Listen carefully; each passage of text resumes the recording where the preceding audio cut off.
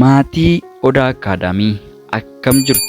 Bakka jirtanitti nagaan Waaqayyoo hunduma keessaniif haa ta'u. An obboleessa keessan Abdii Zalaalamii. Egaa guyyaa har'aa barattoota graphics design barachuu barbaadanii fi waa'ee graphics design information tokko tokko qabaachuu barbaadaniif har'aa oduu gammachiisaadhaaf oduu dinqisiisaa tokko qabannee dhiyaannee jirra jechuudha. Gara oduu keenya guyyaa har'aatti utuu hin ce'in garuu obboloonni ammammaatti gaaddisaa barattoota Oromoo Odaa Akaadaamiidhaaf maatiin taane bakka subscribe jettu cuqaasuudhaan gara maatii keenyaatti dabalamaan egaa dhaamsa keenya yeroo hundumaati. Asumaan jalqaba irratti akkan isiniif kaase guyyaa har'aa oduu gammachiisaadha qabannee kan isiniif dhiyaanne. Nayyaradha yeroo garaagaraatti namoonni garaagaraa graphics design baratanii namoota biraa barsiisuudhaaf garuu baay'ee fedhamuu miti. Sababni isaa graphics design irraa qarshiin argamu qarshii guddaadha waan ta'eedhaaf. So guyyaa har'aa garuu barattoonni graphics design barachuu barbaadanii fi karaa barnoota argatan kanaa immoo ittiin doolaara lakkaa'uu barbaadaniif afaan keenya afaan saba guddaa afaan Oromootiin namni muuxannoo waggaa dheeraa qabuu fi barsiisaa graphics design karaa keessaa namoota baay'ee barsiisuudhaaf galmee erga eegalee bubbuleera. Namoonni danuun keessumaa barattoonni yuunivarsiitii garaagaraa fi barattoonni manneen barnootaa gadi irra jiran baay'een isaanii galmaaniiru. Amma ammaatti namoota kana walitti gumeessa jalqabuudhaaf jecha egaa barsiisaan kun still now barnoota graphics design kana hin eegalle jechuudha. Namoonni hundumtuu amma galmaanitti eegaa jira. Garuu waa'ee graphics design meeqan keessatti quba qaba laata? Fakkeenyaaf amma YouTube Odaa Akaadaamii irratti agartanitti yoo ta'e loogoo mataa keenyaa qabna. Dhaabbanni garaagaraa dhaabbanni mootummaan loogoo mataa isaatii ni qabaata. Akkasuma poostara mataa isaatii ni qabaata kan ittiin beekamu ni qabaata.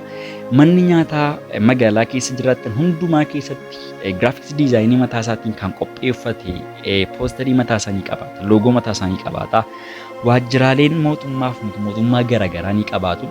Egaa hojiin graphics design kun poostarii hojjechuu, loogoo hojjechuu, barreeffamoota garaagaraa edit gochuu fi viidiyoowwan garaagaraa edit gochuu keessatti taambilalii hojjechuudhaan YouTube irratti so addunyaa har'a jiraachaa jirru keessatti graphics design barachuun nama barate sanaaf hammam gatii guddaa akka qabuu fi hammam akka inni gargaaru dubbachuun egaa kan wal nama gaafachiisu miti inni kun dhugaadha jechuudha.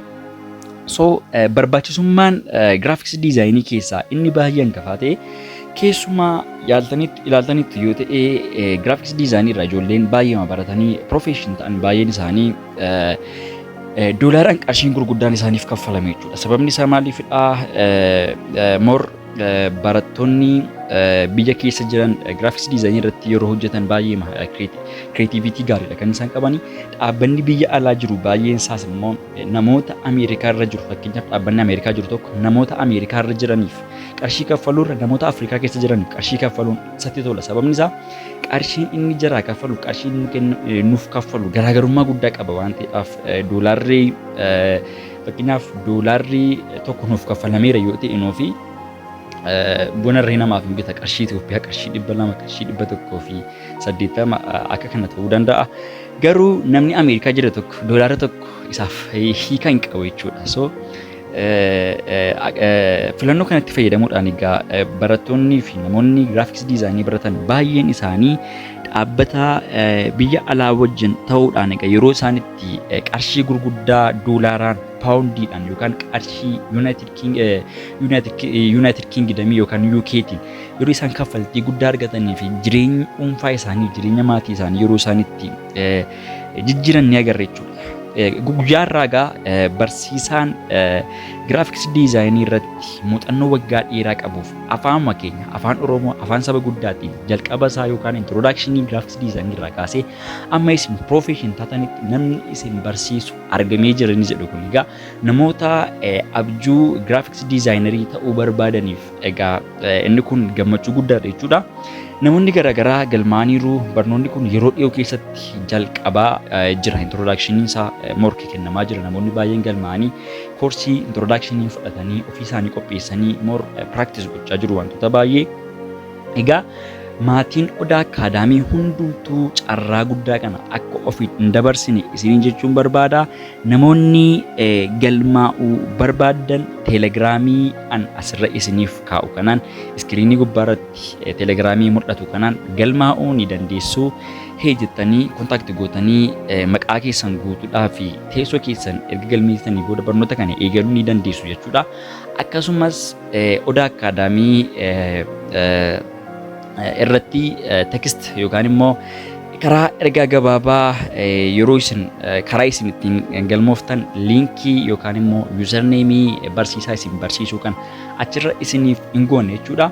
Kana qofaatu hin taane namni kun kana gaafa barsiisuu biiroo barnoota Oromiyaa irraa ragaa quubsaa nama qabudha. Namni kun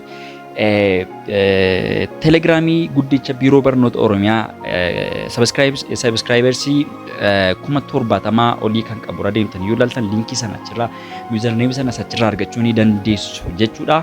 Egaa baga gammaddan irra deebi'uudhaan namoonni giraafiks diizaayinii baratanii ittiin ofii keessanii fi iskiilii argatanii akkasumas qarshii guddaa ittiin argachuu barbaadan yeroo isin itti barachuu qabdan ammadha jechuudha. Carraa guddaa isiniif kenname kan of hin dabarsina. So liinkii nuyi isiniif kennu akkasuma yuuzarneemii nuyi isiniif kennu kanaan galmaa'aatii barnoota keessan itti fufaa baay'ee irraa buufattanii faayidaa guddaa akka isin irraa argattan abdii guddaan qaba jechuudha. Let's go.